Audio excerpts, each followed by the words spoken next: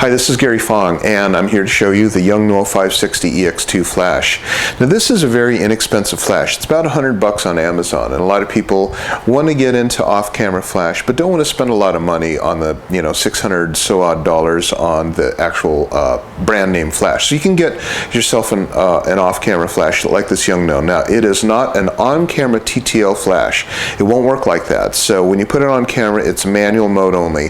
Manual mode meaning that you have to basically take the shot and then figure out the exposure after you've taken the shot. It won't calculate the flash on the fly. So if you're a wedding photographer and event photographer, this isn't for you. But it is for you if you're working with still images that, still situations where the subject's not moving and you have time to measure and control your flash. But it does do TTL. Interestingly enough, off-camera flash using a non-radio infrared system, and I've tested it. And here is Canon, and this is the infrared STE-2 transmitter. And so when you go like that, what's kind of nice is it works the entire system. So like on the Canon infrared system, you can have 4 channels, 3 different exposure groups. Change the exposure on exposure group B versus group C in terms of having ratio lighting.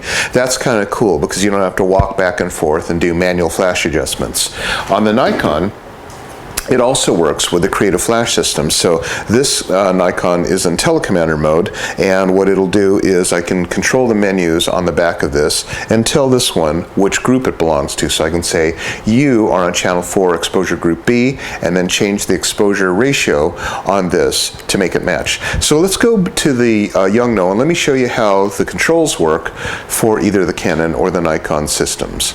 Okay, so this is the Yungnuo YN560ex flash, and I'm going to go through the different features and kind of go through the Yungnuo feature line with you. So here's the flash unit, and we'll go ahead and turn it on. It looks very much like a Canon 560ex. Now, one thing I wanted to show you is, that to turn it on, you have to hold the button down until all of these things come on. Because if you don't do that, I'll show you. Well, let's just go ahead and turn it off. If I let go, it stays on, right? So you have to hold it down for as long as you can until the menu actually goes blank, off, or then on. So now it's on, and this is the regular manual mode, and you can see up here it says on camera. So that basically means you're on camo flash at full power for this unit, which of course is a lot of power. It's a guide number 58, I believe, which is the same power as, say, the Canon 580ex. But when it's on camera, I can just go ahead and change the power simply by pushing this up and down button. So that's the manual mode, and that's on camera. Again, this would be used only if you had a subject that wasn't really moving, not really something you would use for event photography or any type of photography where the lighting conditions are going to change before you can review the photo. So now let's go to the different modes, and I'll just go ahead and hit the mode button, and we'll hold it down. And now it's on multi. Multi is kind of a stroboscopic effect, and this is on camera. We'll skip past that. And this is now, it's on slave C. Now this is the TTL mode. You see right here where it says channel 1, group A. It says GA, but it's, kind of whatever. So just for Canon and Nikon, you can change the channel by going like this, and I've talked about it a little bit before. You want to go ahead and change your channels just in case you have other Nikon or Canon users that happen to be using the same channel. You'll all be tripping each other up. So if your flash is going crazy, just ask the other photographers around what channel they're on, or simply just change your channels. Now the group is your exposure group. So let's just go ahead and put this on channel 3, one I tend to pick, and exposure group by holding both buttons, and you'll see that it's now on exposure group B and exposure group C. So this is basically used on your group A. So this is basically used on your Canon or Nikon when you're using the infrared off-camera flash system to trigger the remote flashes. So say, for example, I tell the Canon, make everything in exposure group B, all these, you can have multiples of these, I hope you understand, and tell them all to be exposure group B, and then I'll tell exposure group B to all be underexposed by one stop. And that is basically, if you have, say, 3 different flashes, you want them all to be different powers, or lots of different flashes at 3 different power ratios. Typically what you'd want to be is exposure group A, and then exposure group A. You might want to have it on TTL. One other little guy here is this, you can turn the light on, but if you hold it down, it'll turn the sound off, and the sound will tell you when it has a proper exposure. There's the pilot light, which gives it a test, and then the zoom. And the zoom is basically that head, and it, of course, as you can see here, it goes 24 to 105, just like the 580EX or the Nikon STE-800, not the 900. The 900 does more of a zoom range.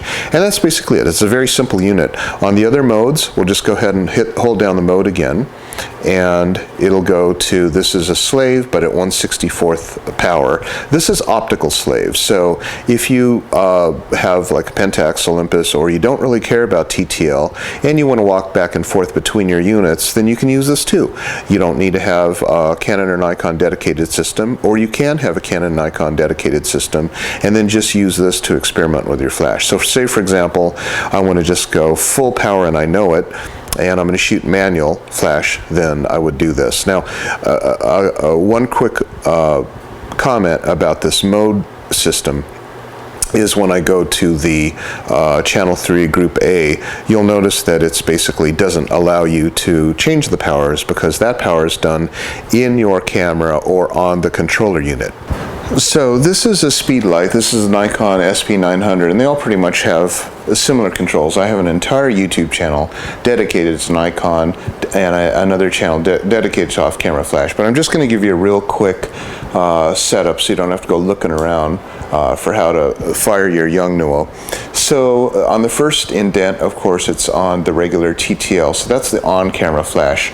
You see right here where it says remote and master. We want to push this button down and go past it to master. Now the master, we want to make sure that the channel matches. Oh, one thing here too, by the way, if you hold these two buttons down for a while, it'll lock. And that's kind of neat if you don't want to bump anything and find out that you've hosed an entire shoot because you've bumped a button. But you'll also be frustrated because none of the controls will work when you're trying to change any of the menus.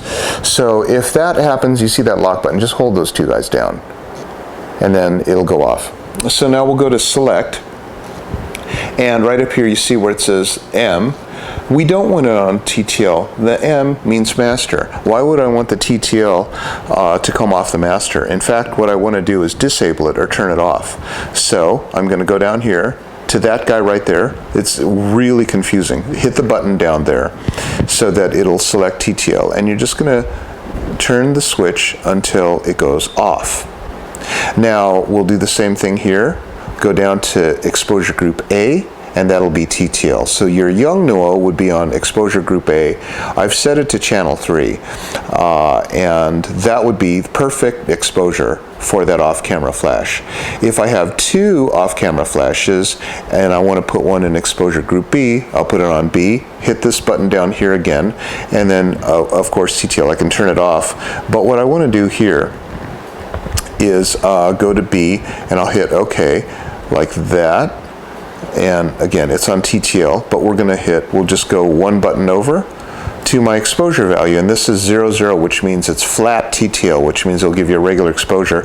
If I want exposure group B to be, say, a couple stops hotter, say it's a hair light, or you want a white background light for high key or something like that, or you want it to be underexposed. Say, for example, if you're putting color gel and you want to have a very, very deep color exposure, you would want to do something like that. And so that would be -2. And of course, none of this matters if you only have one off-camera flash. And then we'll go down to exposure group C, and maybe C would be you want to have plus exposure. So basically what I'm saying is you can have, just picture 3 different flashes, and they have the letter A, B, and C on it, and you can say, all you guys that have an A on it, I want you to be regular exposure. Everything that has a B on it, I want you to be 2 stops darker, and then on C, I want you to be plus or minus or whatever. So, but in general, and the reason why I want to show you all of this is because in case you cannot trigger the flash, here's the troubleshooting part. Make sure that your Yongnuo is on exposure group A. If it's not on exposure group A, then it won't fire. Now if it's on B, that's fine too. C, that's fine too. But if you're on B, then you'll know that it's -2. Now typically, if you only have one off-camera flash, then it would look something like this, where you don't even want to bother setting the other guys up anyway. So we'll just go ahead and turn them all off, except for exposure group A. And of course my channel here, I'm going to go here like this and hit the channel button to change the channel. So we'll just go here, this is select, and that's okay. So now the channel button here, and you'll see, just like on the Yungnuo, you have 1, 2, 3, and 4. You just want to match it up and make sure. So if you're not getting the second flash to fire, it's probably because you're on the wrong channel, or you have your exposure group turned off.